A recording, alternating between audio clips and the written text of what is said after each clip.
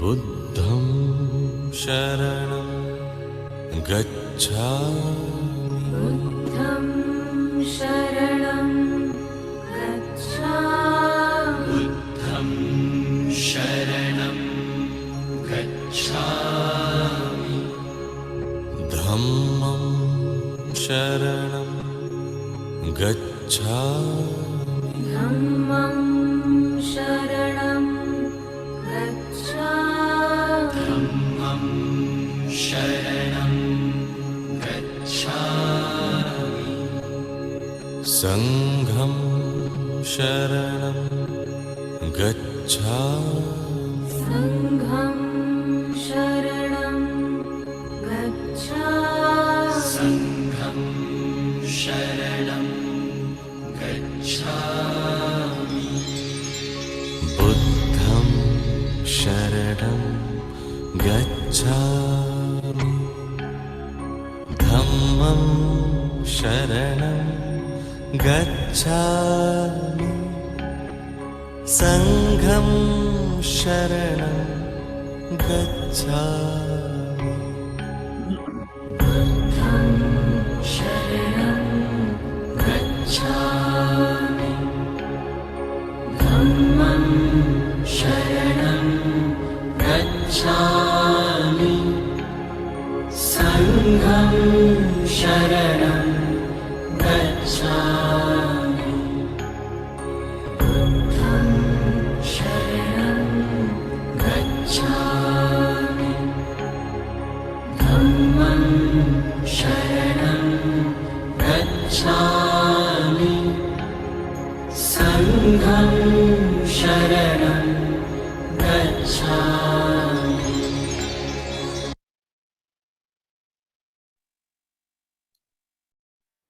Ladalame Jubenji, Shabji Pemo La Duching, Pongbaguele Dronzema, Doma Yumla Chanse Luo, Omtare Dudare Dureso, Omtare Dudare Dureso, Omtare Dudare Dureso, Omtare Dudare Dureso, Omtare Dudare Dureso, Omtare Dudare Dureso, Omtare Dudare Dureso, Omtare Dudare Dureso. Omdare dudare dure sova, omdare dudare dure sova, omdare dudare dure sova, omdare dudare dure sova, omdare dudare dure sova, omdare dudare dure sova, omdare dudare dure sova, omdare dudare dure sova, omdare dudare dure sova, omdare dudare dure sova, omdare dudare dure sova, omdare dudare dure sova, omdare dudare dure sova, omdare dudare dure sova, omdare dudare dure sova, omdare dudare dure sova.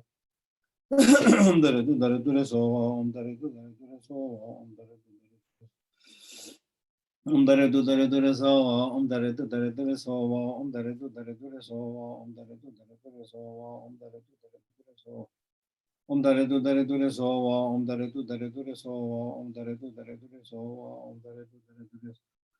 Omdare dudare dure sova, omdare dudare dure sova, omdare dudare dure sova, omdare dudare dure sova, omdare dudare dure sova, omdare dudare dure sova, omdare dudare dure sova. Omdare dudare dure sova, omdare dudare dure sova, omdare dudare dure sova, omdare dudare dure sova, omdare dudare dure sova. Omdare dudare dure sova, omdare dudare dure sova, omdare dudare dure sova, omdare dudare dure sova, omdare dudare dure sova. Omdare dudare dure sova, omdare dudare dure sova, omdare dudare dure sova, omdare dudare dure sova, omdare dudare dure omdare dudare dure sova, omdare dudare dure sova. Omdare dudare dure soha, gewa di nyudo da pama droma dujo, nendo wa chigya, malu bhartiye salangu barasho.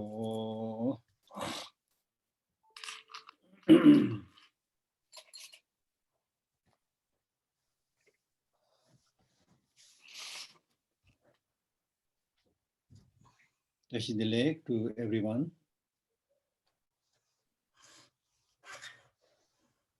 As Shantideva said,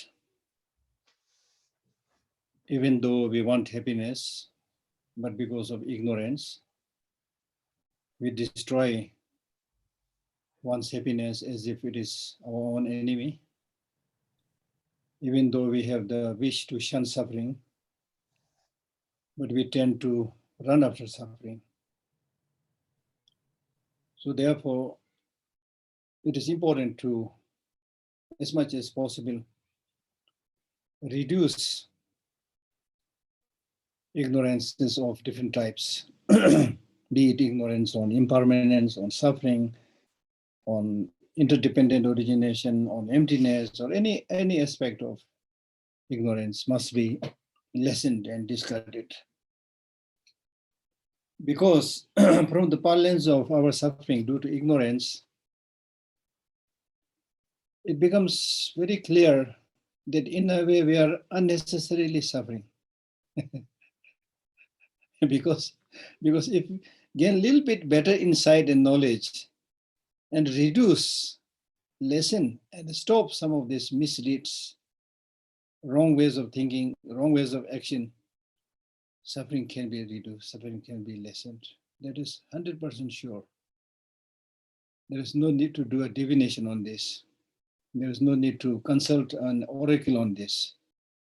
Based on one's own experience, one's own life. So it's important to reflect on one's own life. If you had made any improvement, then how did this improvement come into being? It's because you have seen the destructive result of such negative deed, which ruined your life, which ruined the life of family. And with that understanding, if you have changed your habit a little bit from the bad to the good, that itself brings much, more happiness, more peace. So therefore, happiness is a choice. It's a choice. It's choice, also your choice.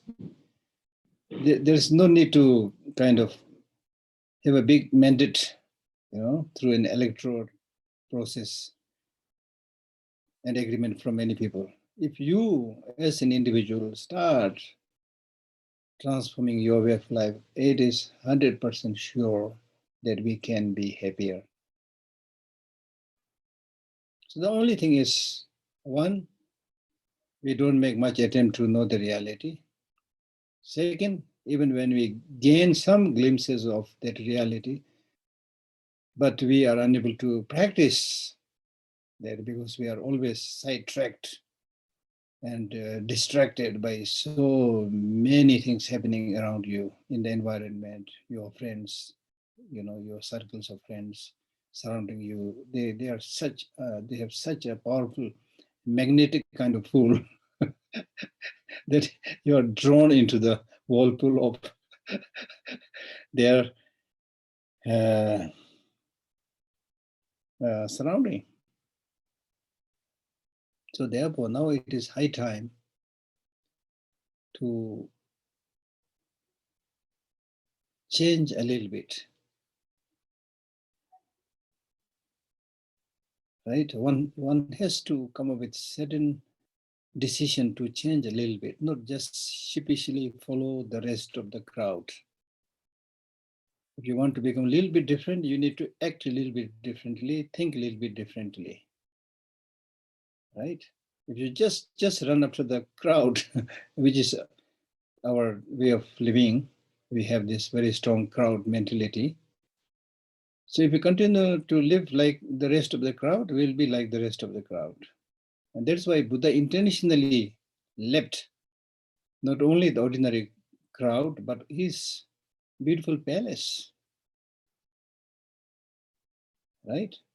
And it is because of that determination, that willpower of transforming and change and decision to find the causes of happiness and remove the causes of suffering, just one individual Buddha made so much difference in the lives of so many millions of people. Even today, in this hectic world, there are over 500 million people who profess to be a Buddhist or follower of Buddha. And then there are several other millions who admire the Buddha's teaching and try to emulate his teaching. Right? So therefore, what is important is to realize the fact that luckily we have today met with great teachers like His Holiness Dalai Lama And there are luckily lots of teachings of the Buddha also and great other saints. They're also available in different languages, right? And we have this wonderful technological, facility of gaining access to many of these materials. So, so as I said in one of the texts, the external facilities are basically there. But what is lacking is the internal impetus, the willpower, patience, and determination to do something. And we have this tendency of postponing the good things, postponing the practice. I'll do it tomorrow. I'll do it when Sunday comes. I'll do it when, I get a good job. I'll do it when I get retired. In this way, we keep on postponing things. Whereas the reality is the death cannot be postponed. It can come anytime. So this wonderful opportunity that we have at our disposal today might be lost without being able to do anything. Then on the deathbed, just wailing and yelling and regretting and repenting doesn't make much sense, much meaning. So while we have the opportunity, just like we make budget for our financial expenditures, so we should also make a budget of our spiritual practices, right? Right? Make a timetable of doing practices. And Shantideva very powerfully said in his Bodhicharyavatara that this boat like human life, to cross the ocean of suffering, you will not get this again and again. And therefore he, in a scolding way, he said, "You fool, this is not the time to sleep."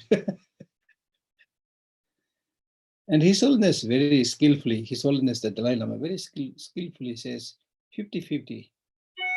50% maybe for your life, but 50% devote for others, benefiting others, helping others, for future lives, for spiritual practice. Right?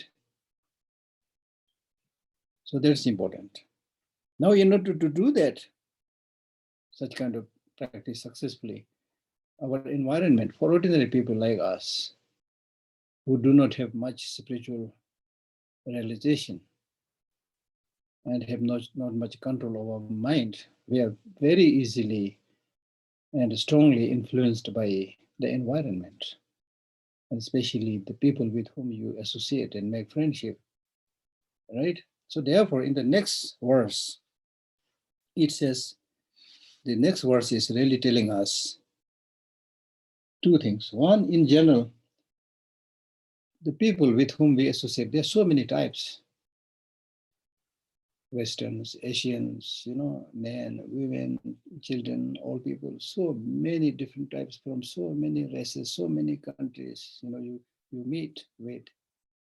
And then good people, bad people, so many types. So therefore, since you have to associate with these people, it is important to know the disposition, the mentality, and types of these people. And this is especially important for lay people, because monks are supposed to remain a little bit aloof or distant from, ordinary association, which may or may not be true, but that is the desired goal. But in the case of lay people, naturally they have to associate with many people. So therefore, you need to adopt a way of life where you are able to associate properly with other people. And especially make sure that while associating with people, you look only on the material benefit and forget your spiritual practice. So there's the main point that this verse is making, right? And we are easily drawn into all different directions if there is a lure of money. Money makes mayor go, as we say, right? Easily. So therefore, it is important that if you want to be a good spiritual practitioner, want to gain more long-lasting happiness, then you should be able to make your own proper decision regarding what is proper, what is improper, and whichever is improper, try to refrain from engaging into it. So therefore, this verse is saying, persons should be understood to be like mango fruits, which are unripened yet seemingly ripe, ripened yet seemingly unripe, unripened and appearing to be unripe, and ripened ones which also appear to be ripe. Right? So sometimes that fruit, whether it's mango or any other fruit, apparently or externally looks ripe, but when we eat, it is not ripe. There are many fruits like that. So therefore, as I said, people in general, especially for us beginners, we are compelled to associate with many people. So therefore, even sometimes, even if you remain careful and alert, but you can still be easily influenced by many people. So therefore, what you need to do is try to distance yourself or give up associating with negative friends, wrong friends. Now, negative friend doesn't mean negative friends will not come with long black hairs and bearing fangs and red short eyes, blood eyes. Not like that. They will also come to you with very nice words. And they will tell you, let us go for drink, let us go to nightclub, I'll look after all the expenses, They're really like a very, very nice friend, And then if you accept those invitations, there is a likelihood of getting intoxicated and likelihood of picking up the habit of, going the wrong way. So therefore, as the Bodhisattva, Tongme Sangpo, in his 37 Bodhisattva practice, he says, the two verses which he uses to explain the bad, evil friend and the good friend. And he says, when you are associating with somebody, if your three poisons multiply, and if your Dharma practice of hearing, thinking, and meditation decline, and you gradually become a person without love, without compassion, and so forth, then that is a clear indication that you're associating with a negative friend. Contrarily, when you associate with somebody, if your faults decline, and if your positive qualities prosper, increase like a waxing moon,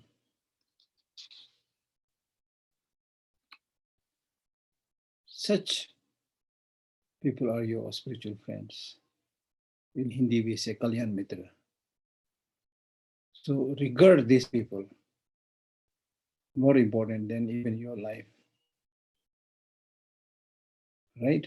We all need friends, good friends, right? Who supports us, who encourages us, and who takes us to the right path. That's very important in our beginning stage. So just like this example of mango tree, you cannot judge a person by the external appearance. There are some people, or something like some of the politicians, who externally they're very nice, very polite and use very welcoming words. But in their thinking, they are thinking about how to take advantage of you, whether it's money or your time or whatever. They're thinking about taking advantage of you. So these people are like the mangoes or fruits which looks ripe outside, but inside unripe. Then there are people who, at the first encounter, looks very, very sober or very serious and very unfriendly. But inside, they may be very compassionate. very caring. So these people looks like unripe at the external, but inside they are fully ripe. Then there are, of course, people who are physically or terms of external behavior very polite, or inside also very, very kind. And then there are people who are like outright negative externally and internally also, the real Satan or ghost, there are people like that. So therefore, what we are saying is, as the practitioner of the Mahayana teaching, which is solely based on compassion, of course we should show compassion towards everybody, ripe, unripe, whatever. But that does not mean to say that you should let yourself be carried by the influence of negative people and obstruct the success of your practice. In many of the books, they say that one of the Buddhist teaching is to go with the flow. Go with the flow. Many people use this very interesting phrase, go with the flow. Go with the flow means, as far as my understanding is concerned, go with the flow, if it is used in the sense of going with the flow of the nature, impermanence, interdependent origination, emptiness, then I think go with the flow is perfect. But if you use this phrase, go with the flow, that means join the rest of the crowd, right? Do what the majority is doing. I think this is wrong, because majority of the people are not enlightened. They're very ordinary. They're controlled by strong negative emotions. I'm not saying they're bad people, but because of the influence of negative emotions, they're like that, you see. So there we should not go with the flow. And it is because of that, in one of the Mahayana Sutra, the Buddha clearly says that it's very difficult for people to practice the Mahayana teaching, because the Mahayana teaching is always saying, go to the other direction, then where all the crowds are going. It's totally different. For example, when we talk about working hard to purify yourself with the practice of morality, concentration, wisdom, and gain nirvana, enlightenment, this is not at all common to ordinary people. Ordinary people go for a picnic, eat and sing and dance and sleep, go to different places, right? So it's totally different.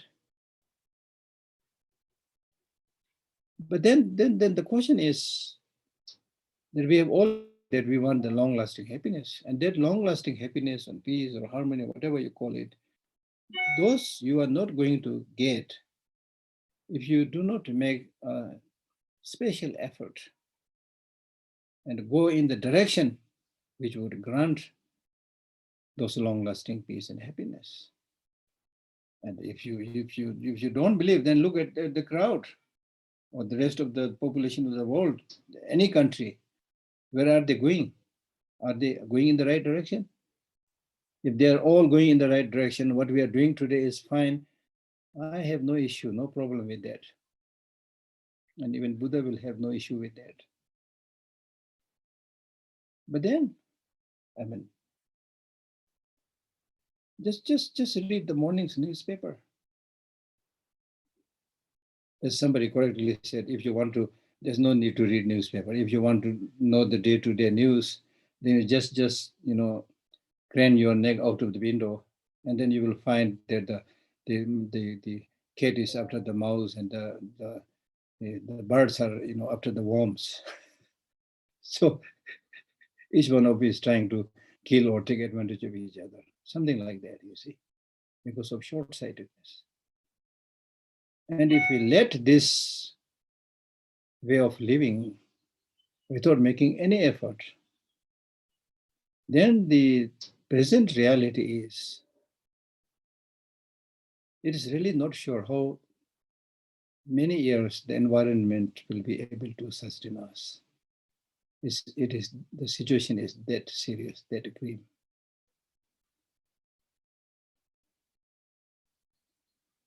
So, are you going to make an effort for you, and at least especially for your children?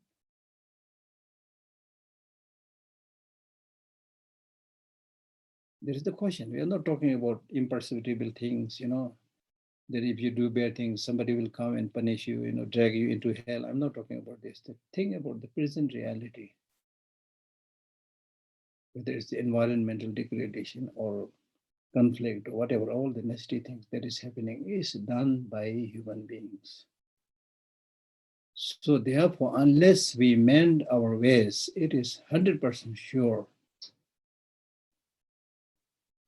that we'll have very unfortunate experiences before long. So therefore, we have to take the responsibility. Therefore, we have to take the responsibility of including basic good human qualities, teaching basic good human qualities in the modern system of education, which His Holiness the Dalai Lama is talking so much and working so hard. Development of love and compassion, these are the fundamental things that must be there in all types of education. It's important. And the world can be much happier, much better, much peaceful if we make concerted joint effort to develop, nurture these positive qualities. It is 100% sure. I mean, imagine just a small neighborhood. And in that small neighborhood, if everybody is like smiling and helping each other and nobody is stealing, there's no burglary and things like that, it's almost like a nirvana at the society level. But if you have neighbors around who are cheating and who are exploiting, who are telling lie all the time and who engage in burglary, how can you be happy? As similar as that. So forget about nirvana enlightenment for a while, let us take the steps, the baby steps first from those things which is related to our present day-to-day life. And as I said many times before, if this way of life based on anger and jealousy and competition and selfishness, if that's really working very well in your life, in the society, in the world, of course you have every right to go with that. Right? But that is not the case. So therefore, it's not only our time, right from the time of the Buddha and time of Nagarjuna, there is great, seers, people with great vision and great compassion for all sentient beings. They wrote these texts because things were not going well even at their time. Now look at us, this time, we are more distracted to the countless things produced by technology and science. Just like, giving all kinds of fragile toys in the hand of innocent kids. Exactly similar. We call ourselves grown up and educated, BA, MA, PhD, whatever, But that's why Buddha repeatedly calls us my children. From his parlance, we are all his children. The way we are doing, the infighting, the lying, the exploitation, all these things, only innocent, childish people can do. And what we are doing as grown-up people is much more destructive than what the children do. The mistakes committed by children are based on innocence. There is no, long-term grudge and resentment, things like that. But the so-called educated, informed people, we have this capacity to maintain hatred and ill will in the mind continuously, and then keep on, looking for opportunity to destroying each other.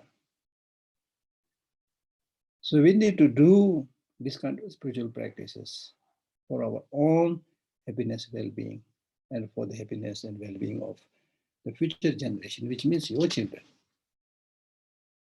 if you really care for them.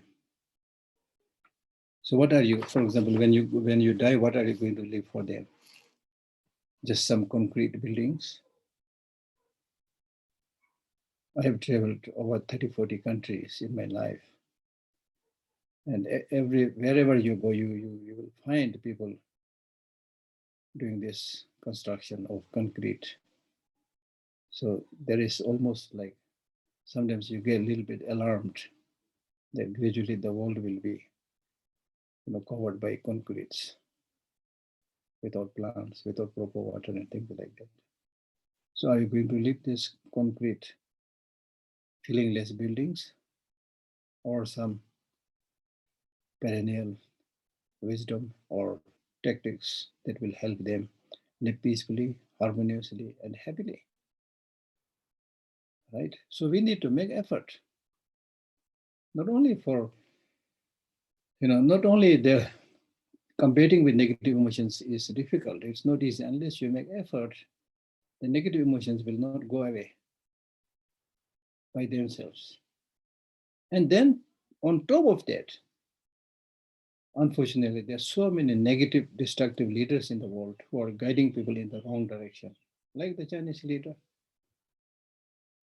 And many other leaders are there who completely like flexing their muscles with weapons and misusing all the technological products to imprison people, censor people, spy people,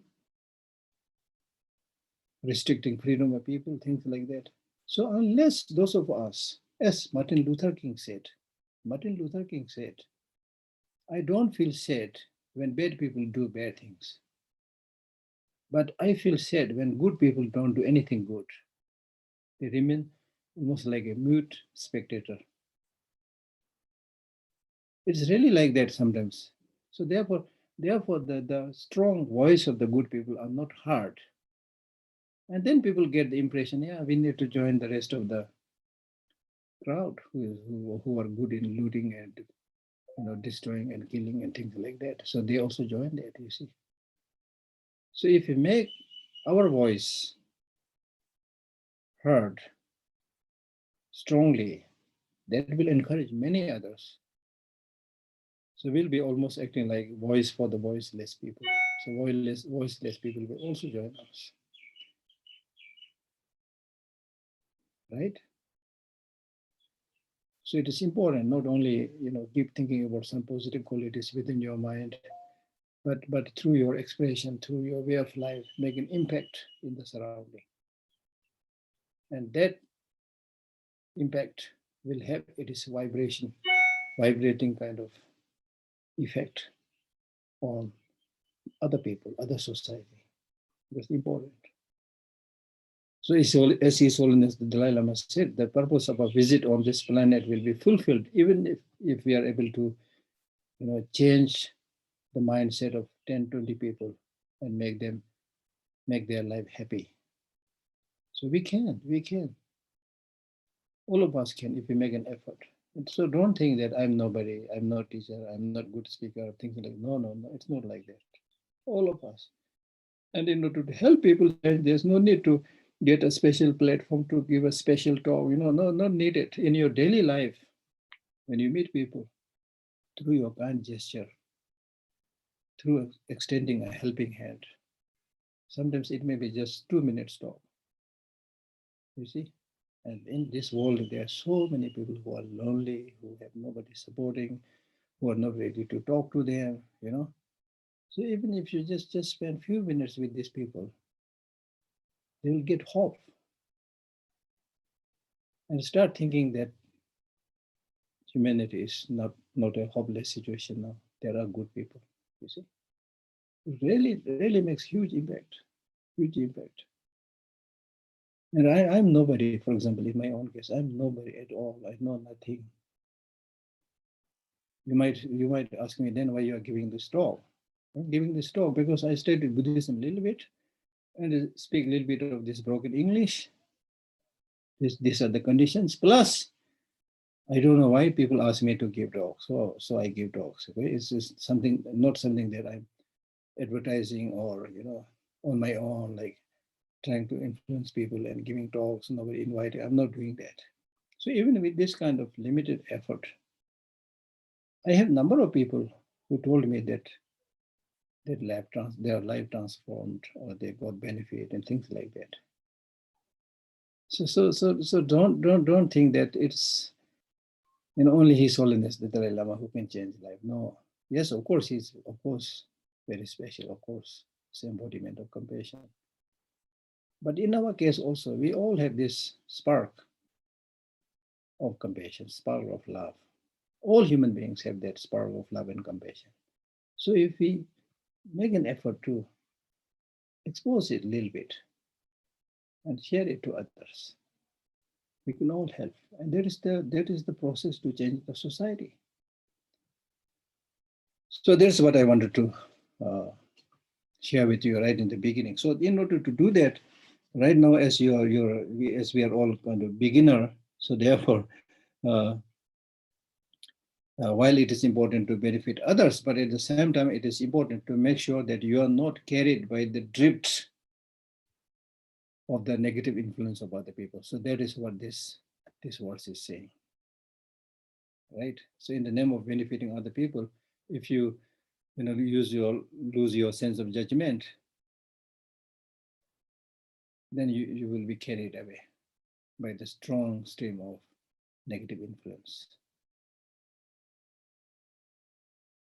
right?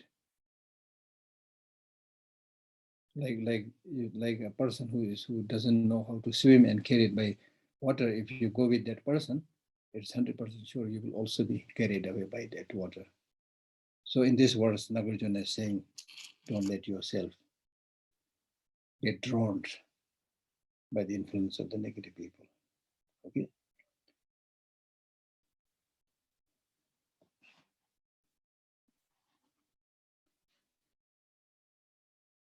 Now the next verse is saying,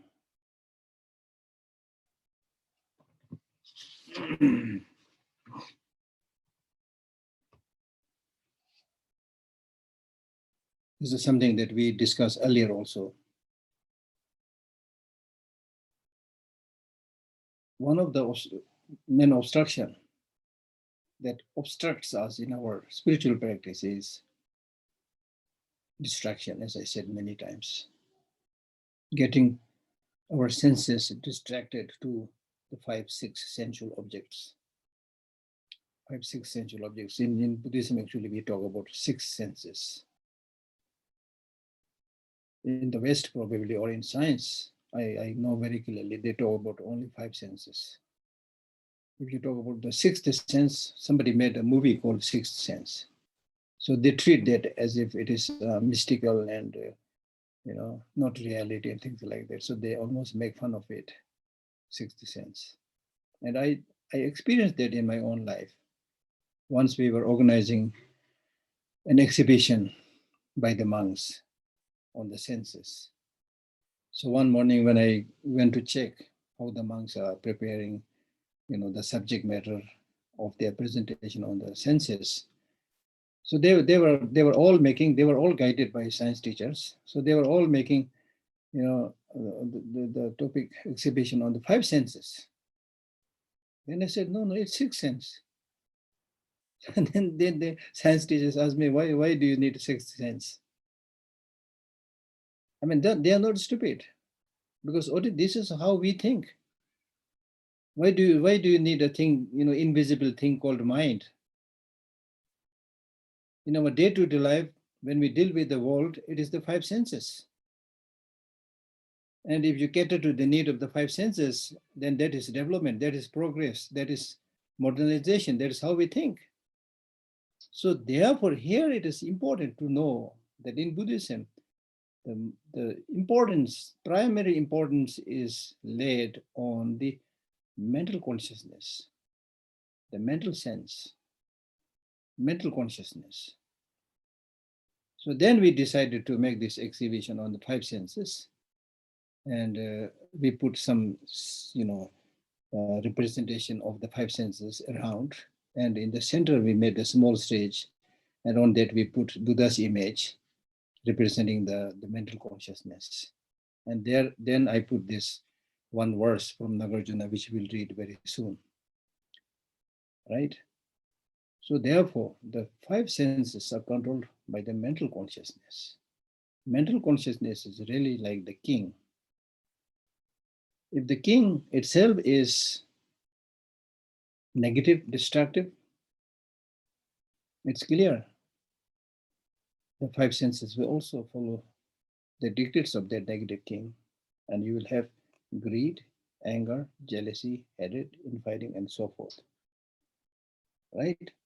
So therefore, another important way to restrain the senses is how you relate to women in the case of a monk. Now, if you read this text, Letter to the Friend, or Nagarjuna's Precious Garland, or Shantideva's Bodhicharya Avtara, they highlight the faults of women, and they repeatedly talk about be careful with the women. Okay, so here it's important to to think that this is not a discrimination, because all those teachings were primarily given to the monks. So for the monks, and it's 100% sure for the monks or for men, the greatest distraction is not the supermarket, it is the women, right? If you go to a supermarket, you may be distracted to a to an object, or to a scent, or to individual things, not all the five sensual objects, but the relation between men and women, the attachment is so strong, because in the case of man, when he is get attracted to the women, he's attracted to all the five sensual objects of that woman: her voice, her figure, her smell, her voice. So that's why this is especially, kind of warning suggestion is given to the monks to be careful. Likewise, in the case of women practitioner, she should see the man like that.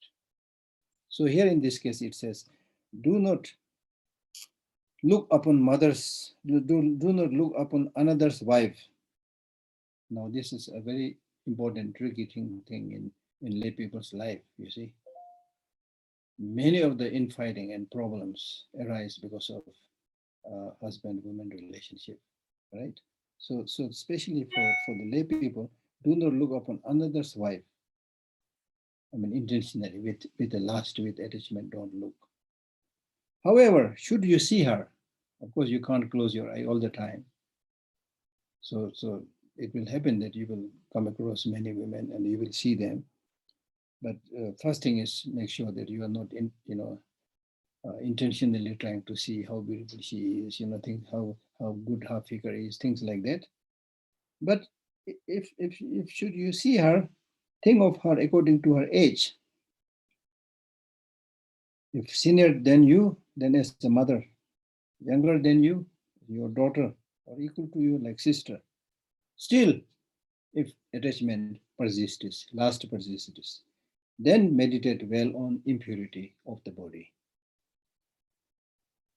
36 impure substances by which our body is made of, whether it's man's body or woman's body.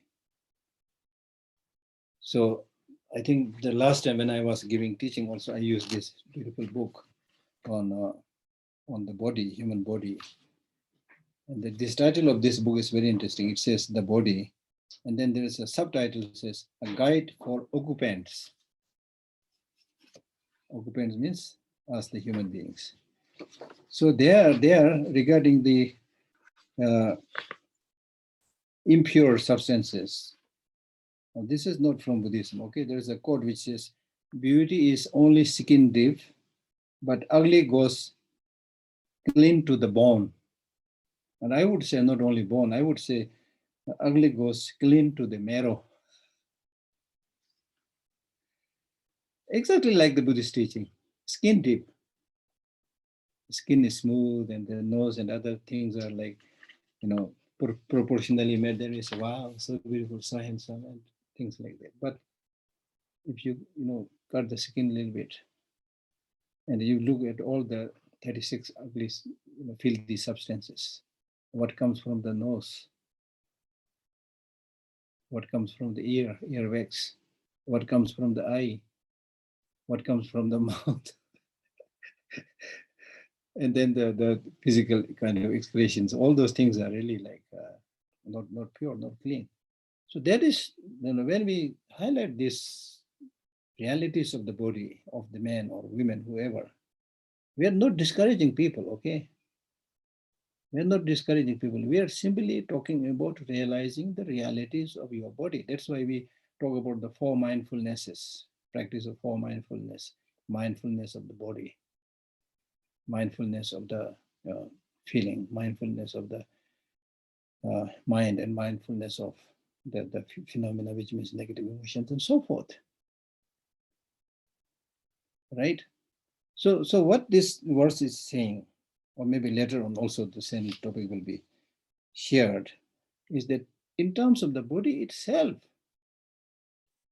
there's really not much. And then again, interestingly, in this book, it says, I mean, it's very, very interesting book. It says, human body is basically made up of 59 elements found within us. And these 59 elements can be bought from shop and not very expensive. Of the 59 elements found within us, 24 are traditionally known as essential elements because we really cannot do without them. The rest are something of a mixed bag. And then not only that, there are many toxic elements also there in body. So it's so important. It says, for example, cadmium, for instance, is the 23rd most common element in the body, constituting 0.1% of your bulk, but it is seriously toxic. Why these toxic things are in our body? Because what we have it in us, not because our body craves it, but because it gets into plants from the soil and then into us when we eat the plants. So that's why, again, it's very clear that unless we be very careful what we eat, we produce all these toxic substances in the body also. So anyway, another important point. No matter what you pay to get these essential elements, or how carefully you assemble the materials, you are not going to create a human being. Okay? You could call together all the brainiest people who are alive now, most intelligent people, or have ever lived, and endow them with the complete sum of human knowledge. And they could not, between them, make a single, forget about making a whole human being. Between them, they cannot make even a single living cell of your body.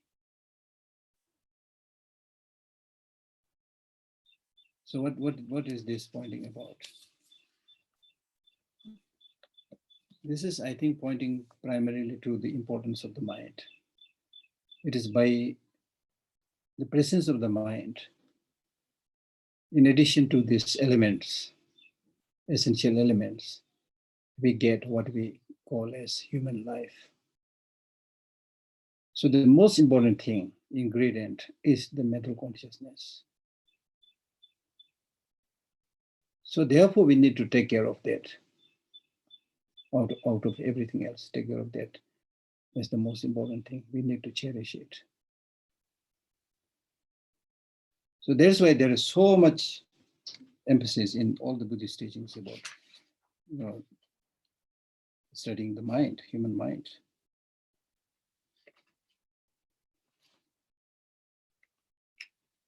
So therefore, the next verse talks about protecting the mind.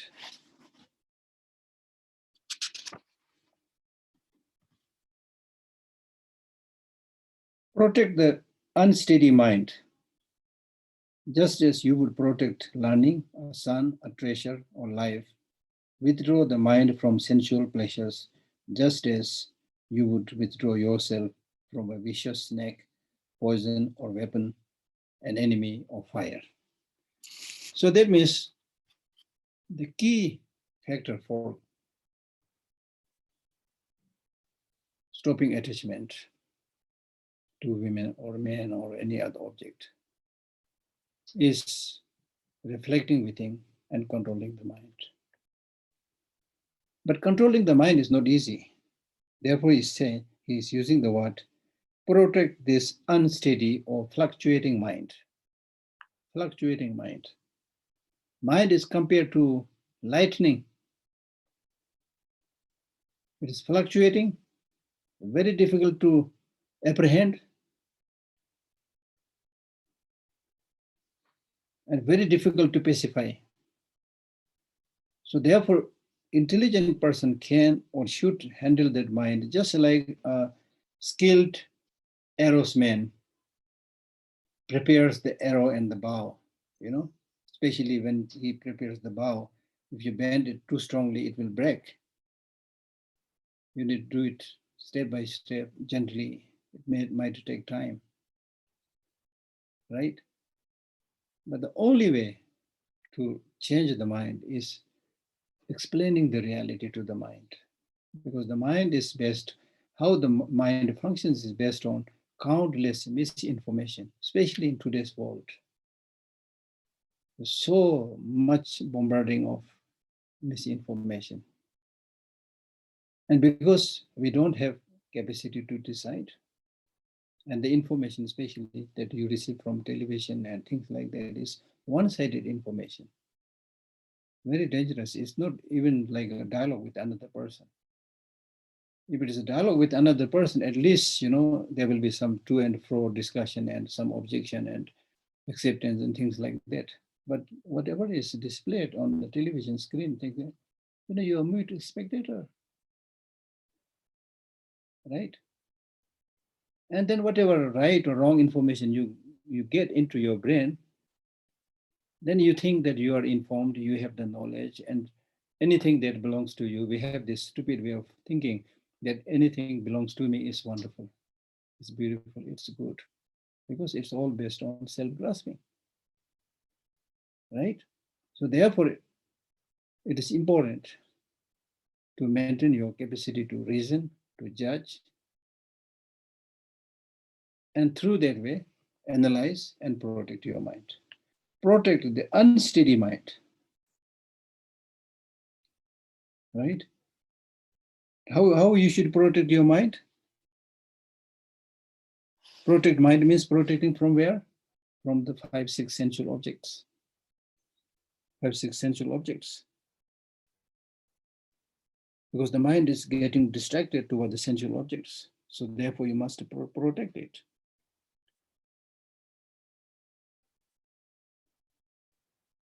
You should protect, just like you're learning, hearing.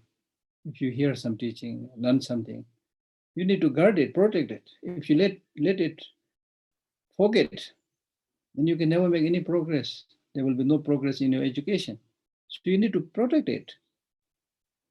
So therefore, anybody who is listening to teaching, therefore, I always suggest people, if you are coming to listen to the teaching, then there should be a preview, and then actual teaching, then review. In this case of Nagarjuna's letter to the friend also, before you come for the Friday teaching, the desirable thing is that you should read at least 6-7 verses which you think Geshe Lhakdor is going to teach, and then try to get your own meaning sense out of it. And then things are not clear, or if you question, then next time the teacher, whoever she is, when he explains things which were not clear to you might become clear, or still the question may persist and you can ask that question again, things like that. So there will be a dialogue, proper dialogue. And that is also not enough. Then after the teaching, you should review it to check whether you have really understood the verses that you have studied together. So the point is that, this we compare these precious teachings as precious gems. But forget about gem, take the example of, say, dollar or even Indian rupee, especially the 1,000 Indian rupee, If you have that amount, then you will make sure it is protected. It is not stolen, Make sure that it is you put it in the bag and make sure that the pocket is zipped You protect it. And what about all these learnings, There's no protection.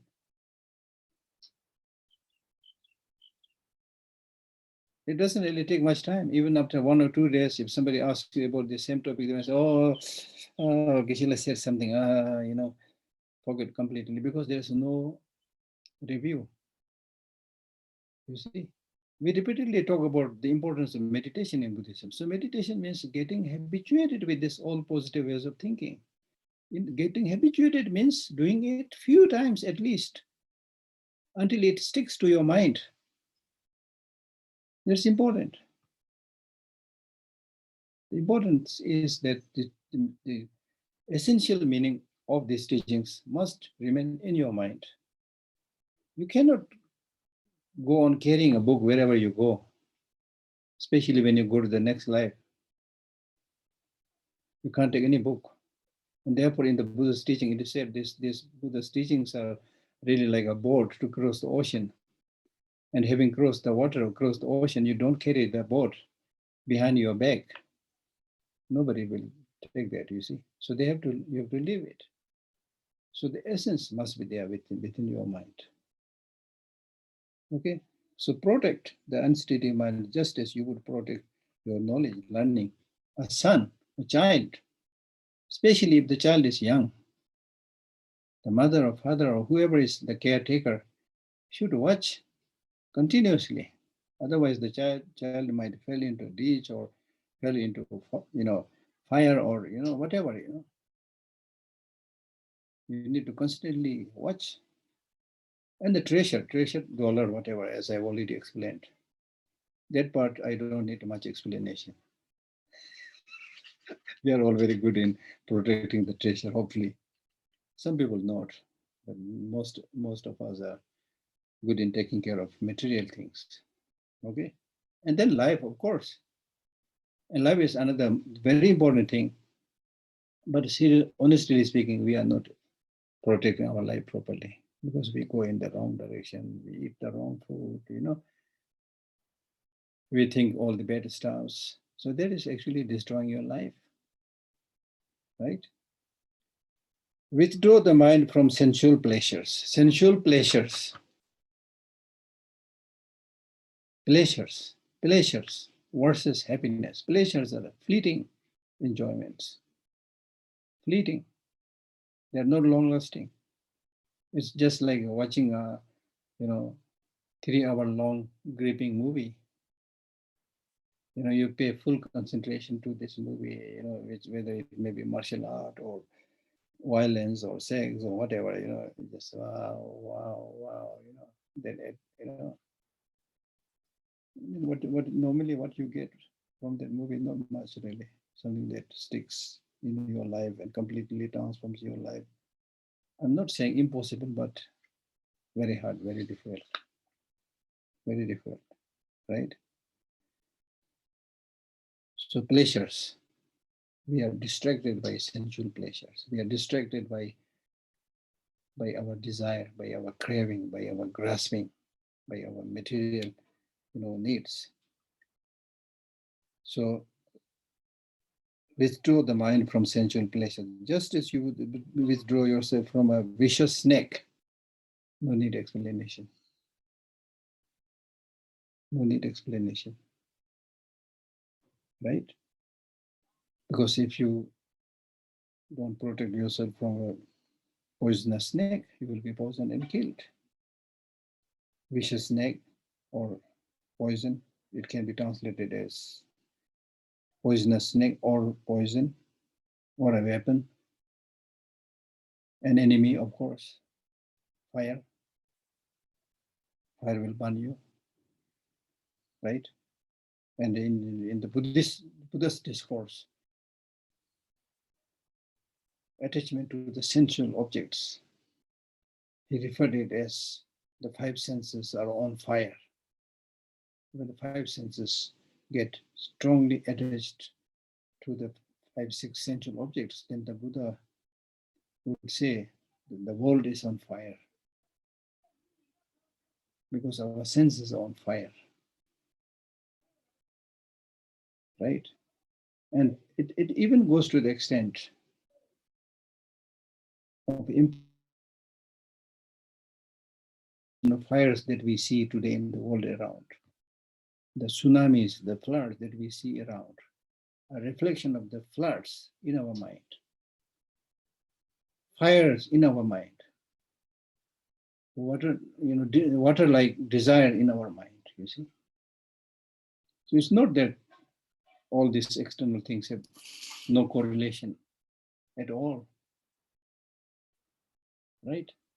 The way we destroy the forest, number one. And sometimes the forest may be there, then our own negative behavior of putting a spark or lighting a cigarette in the fire, forest, things like that. And then tsunamis, how many, you know, animals in the water we haul and we kill, you see. So sometimes when I hear these floods and tsunami, I really see it almost like a revenge coming from this animals that we, countless animals that we kill. We can call it the negative consequence of negative doing, right?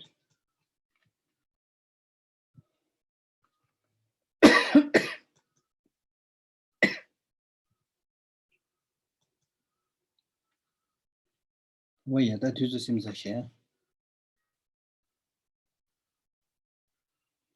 I'll read one verse, because there's nothing much to explain, and then we stop here. The Lord of the Conqueror, which means Buddha. Buddha is called conqueror because he had conquered the negative emotions, the seeds, and so forth. He declared desires are to be like the kimbu fruits. Kimbu fruit is said to be a fruit which has a beautiful, red color outside, and when you taste it, it's also very sweet. But when you actually taste it and eat it, it will kill you. It's a poisonous fruit. So in this regard, I was really thinking, when anything that looks very beautiful and very attractive externally, be very careful. And I've also noticed many of the poisonous, plants they have very, very beautiful, flowers. I don't know why. I'm getting something out of this. So similarly, in human relationship also, if you just look at the beauty of somebody, be very careful, right? So that's why many people said beauty is deceptive. Appearances are deceptive. Be very careful. There is a big gap difference between appearance and reality, right? So the Lord of Conquerors declared desires to be like the kimbu fruits, for they are the cause of misery. They'll kill you.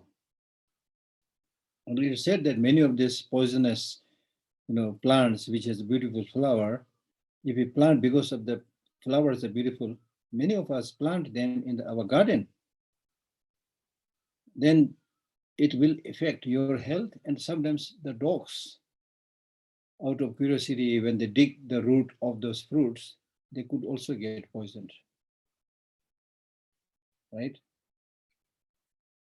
So be very careful. Since these iron chains bind worldlings in the prison of samsara, renounce them, right? Because these sensual objects, so basically it's saying, to these sensual objects, if you develop that craving, then you might get some kind of temporary satisfaction, but in the long run, it will bring great distraction. Meaning that if you develop, for example, attachment, say to the taste, to the sound, and so forth, why you develop this obsession with the taste and so forth? Because of your negative emotion, because of your attachment.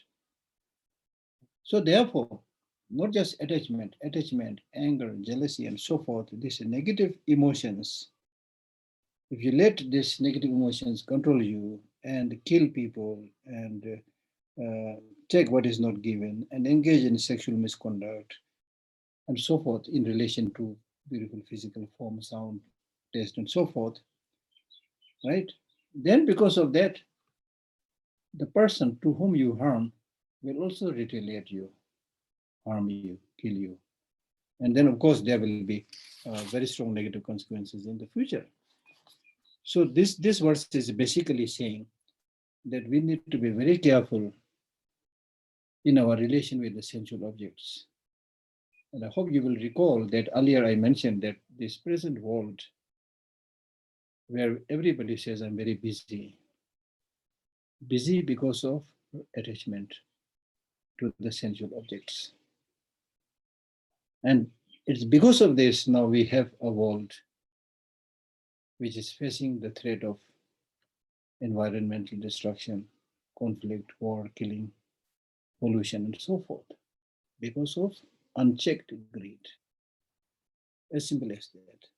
And from that unchecked greed to the sensual objects, all other negative emotions like conflict, fighting, killing, all this happens.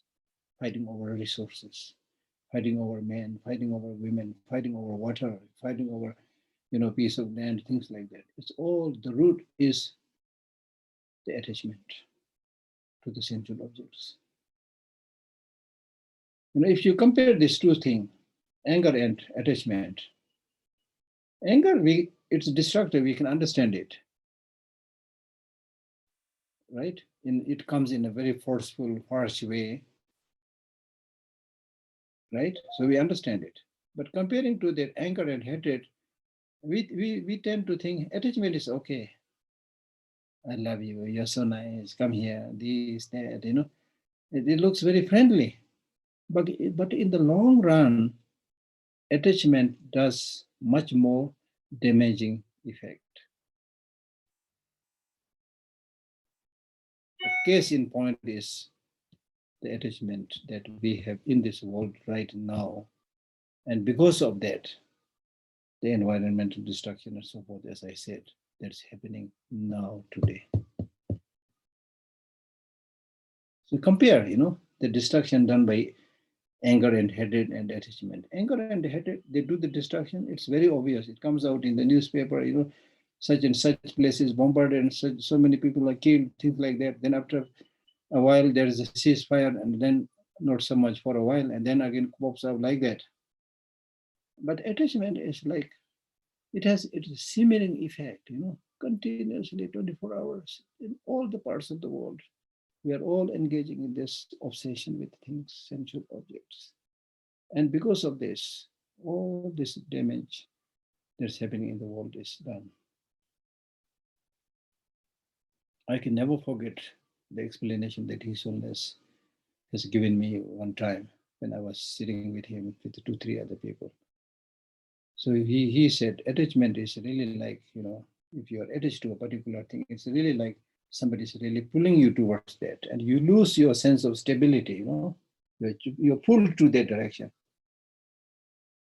Your stability is lost. Your capacity to judge is lost when you are really enamored with something which you thought is a fantastic thing and things like that. So we need to be very careful, especially for the practitioner. One of the preconditions for meditation is less desire. If you read Kamala Shila's stages of meditation, one of the primary factors for doing meditation is lessen your desire. Lessen your desire. Okay, I stop here. If there are 1 or 2 questions, I'll be happy to. Thank you. Now, yeah, Natasha, you can go ahead. Thank you. Thank you very much. Geshe-la, first of all, there is not a question, but it's, just words of thanks from Marina. And I think that it's what we all feel. She says, I am so grateful to you for your teachings. They changed my life dramatically. When I listen to you, I become more kind, I become stronger, and I can feel that I'm filled with love to the world and to people. Please teach us again, and we are all looking forward to your teachings. Thank you very much. And now to the questions. So the first question is, you speak about the importance of practice, but we all live a social life, a busy social life. So we have our family, we have our work. How to make a schedule of practice so that we can allocate time for practice. And also, as soon as you have a routine of practice, but sometimes you break it, this routine, how to come back to this, to return to this routine, and how to overcome fatigue, laziness, apathy, and so on, and keep practicing. I think the best example is your food. I have never, there was one question actually about that also a long time back, when somebody, there was a group from France when His Holiness gave a teaching many years back in the temple. So there was one lady who asked the question to His Holiness by saying, His Holiness, in the West we are so busy, so how can we practice? Then His Holiness said, it's up to you whether you want to practice or not. So I thought it was a little bit blunt, to start with. But then, of course, His Holiness explained by saying, whether you want to practice or not, that's up to you. Meaning that first you make a clear, demarcation or clear understanding regarding the need to practice, the importance of study, importance of practice. Once you see the importance, you will be able to find time. Then he give the example of like food. Like nobody says like, I've been very busy these days, so I can't eat, In the West, it is a common sight to see that even when they are very busy, they manage to pull some, a cup of drink and some burger, and then in the train or car, wherever they are moving, they are eating, they find time. They find time. Right? And then I also told you earlier that when the Lama gives an empowerment initiation and says, do the 6 session, practice, then people say, why 6? So they want just, at the maximum, they want to do just 1 session practice. So people have actually asked this question to me, Geshe-la, why we have to do 6? Initially, I had no answer. So later on, I think I found a good answer. Now, these days, I tell them, how many times you eat? Like we eat many times. Breakfast, definitely. Lunch, definitely. Dinner, definitely. In between also. So 5-6 times we eat. So for the body, we need like 5-6 times to eat. So similarly for the mind, the spiritual practice is for food for the mind. So for the mind also, you should not say that I have a social life, I have a family life. Nobody is saying that I have a family life, therefore I can't eat 5 times a day or 3 times a day. You eat together with the family. So spiritual practice also, you find the time. Sometimes with the family together, sometimes without the family, you need to find time. If you think it is important. Now, the main reason is people say, I want to practice, but I don't know how serious they are. Like if they're serious, they're committed. I mean, look at the football player, especially those who wants to compete in the Olympics. They never say, I have a family, I have, this and that, social life, so I can't play, because they have a clear sight of the goal. They're committed to it. So they find time. They find time. They have interest in it. So the most important thing is you have to have interest. And then sometimes, of course, family becomes a problem because they are not interested in spiritual practice. I understand that. But they're also, you can explain to them. This is very important. This is what is very important for you, for me. We need to be compassionate. We need to be loving. Nobody can object that, you see. Right? So you need to, if you see that this is important, you have to find time and you will find time. Gisela, and some small clarification to this question. And if a person received many initiations to the practices, empowerments, how to find time to practice all of them, or maybe you have to choose some of them, how to deal with this? So the important thing is the willingness to practice, right? Even though you have this willingness and commitment to practice, but sometimes you can be sick. Sometimes other, unseen event take place, over which you have no control. So you might not be able to continue many of those practices. That is excusable. That is understandable. Buddha never, say anything, by force to do anything which you can't do, right? So even those cases, if you understand it, now when we talk about like doing all those commitments, it's really, actually, honestly speaking, it's not really reciting the whole, pages. Like for Yamantaka, for Guya Samaja, we have 6 pages, Yamantaka, 10 pages, Guya Samaja, things like that. And then the so-called commitment is understood as reciting all these pages without knowing any meaning. I think that's not the idea. The idea is by reading this, text slowly, you should understand the main points to visualize. Then without just continuously reading from the beginning to the end, catch the essence and meditate. Some of the tantric, features. And plus, in all these tantric visualizations, the most important is visualization on bodhicitta and shunyata. So that must be remembered. So then I think to some extent it's okay. Gisela, and a question from Dinara. She asks, I've been thinking lately how to accept the natural processes that happened to my body. Because, we look at our reflection in the mirror and we see that we have some gray hair, like some wrinkles, and it's kind of hard to accept because we are attached to our body. And on the top of it, all the external culture is kind of beauty oriented nowadays. It's kind of shameful to become old of age and, all this. So how to accept the natural processes? You cannot go, number one, you cannot go against the nature. If you say, I'm not going to die, you will die. There's not a single person who did not die. So you cannot go against the nature, right? So that's why I repeatedly said, don't just run after the crowd mentality. It's your life.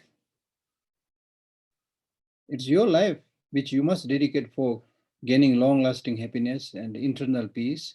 And don't worry so much about the look of the hair or the wrinkle on the face and whatever, you see. If people think you're ugly, it's okay. You should not let your, body and thinking judge by mind. Don't try to live your life in accordance with how people want. Then you will have a very miserable life. Because there are countless people outside and everybody wants differently from you. So are you going to try to adjust to all those countless needs? It's an impossible task. It's impossible task, right? So whether your hair is white or black or green, and some people have intentionally make the black into green or red or yellow, So, I mean, it's not necessary that your hair should be black all the time, right? Some people, right from the young, they have white hair. So what? Like when you can wear all kinds of shirts, black, white, green, whatever, why not your hair also, you see? So don't be, too fussy about this external outlook, which is soon going to change, you see. Nobody can pretend forever. You can pretend maybe for a while, but you cannot pretend forever. So instead of pretending, accept the reality. And then he solemnly says, in fact, when you grow older, which means more elderly person means person with more wisdom.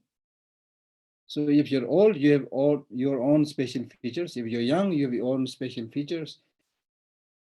It's how you see things, from different perspective. So the most important thing is don't dance at the tune of other people's dictates. You're not a doll, so that countless people have their strings of the doll in their hand and let you dance, You're not a puppet. It's your life. Be happy. Don't worry about the external looks. And if you accept, actually you will be much happier. Because you are not going to remain, young forever. So don't pretend in life. Okay. Thank you. Thank you very much, Geshe-la. And just one more small question. What is mental consciousness? Is it intelligence, intuition, mind, or kind of an internal sensor? What is it? It includes all of those aspects of the mind. Hatred, anger, jealousy, compassion, all this are within the mental consciousness. Okay. Thank you. Thank you, Natasha. Jackie, did you have a question? You can ask. Oh, I'm sending you a meet request. Thank you. Thank you for your teaching. You mentioned earlier anything of mine is wonderful due to self-grasping. I seem to feel that way about my own internal conversation, which gets in the way of my meditation. Is there a way to stop this or make a dent in stopping it? Grasping to anything, whether it's your mind or any external object, grasping will make you stuck on that object. It will make you, immobile. Okay, what you want is freedom, not to get stuck here and there. So therefore, relax your mind.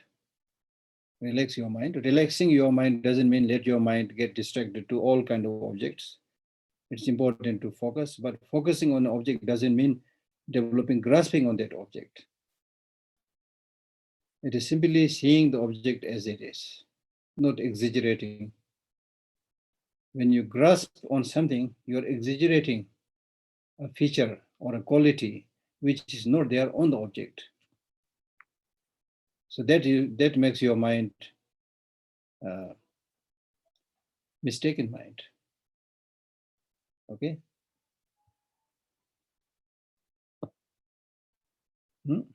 Geshe-la. Thank you, Jackie, for the question, Geshe-la. As always, thank you so much for your teachings. We learned a lot. And just now, I don't know how others felt, but I certainly felt better about myself when you mentioned everybody has one's own special features. So thank you so much. Maybe all be encouraged to now practice and become even better and feel even better. So thank you so much, Geshe-la. We look forward to seeing you next week. Thank you. And we look forward to seeing everybody next week. We'll do the prayers now. Geshe-la, please. Yeah.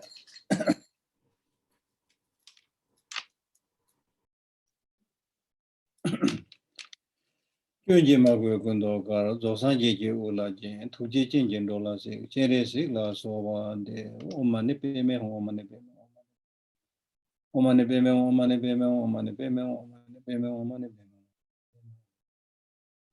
omane peme omane peme omane peme omane peme omane peme omane peme omane peme omane peme omane peme omane peme omane peme omane peme Omane bemo, omane bemo, omane bemo, omane bemo, omane bemo, omane bemo, omane bemo. Omane bemo, omane bemo, omane bemo, omane bemo, omane bemo, omane bemo, omane bemo. Omane bemo, omane bemo, omane bemo, omane bemo, omane bemo, omane bemo. Omane beme, omane beme, omane beme, omane beme, omane beme, omane beme. Omane beme, omane beme, omane beme, omane beme, omane beme. Omane beme, omane beme, omane beme, omane beme, omane beme, omane beme, omane beme, omane beme, omane beme, omane beme, omane beme, omane beme, omane beme. O mane peme o mane peme o mane peme o mane peme o mane peme o mane peme o mane peme o mane peme o mane peme o mane peme o mane peme o mane peme o mane peme o mane peme o mane peme o gewa di nyurdu da chere se wan du ne ro chi kya malu ba ti sala go bara sho.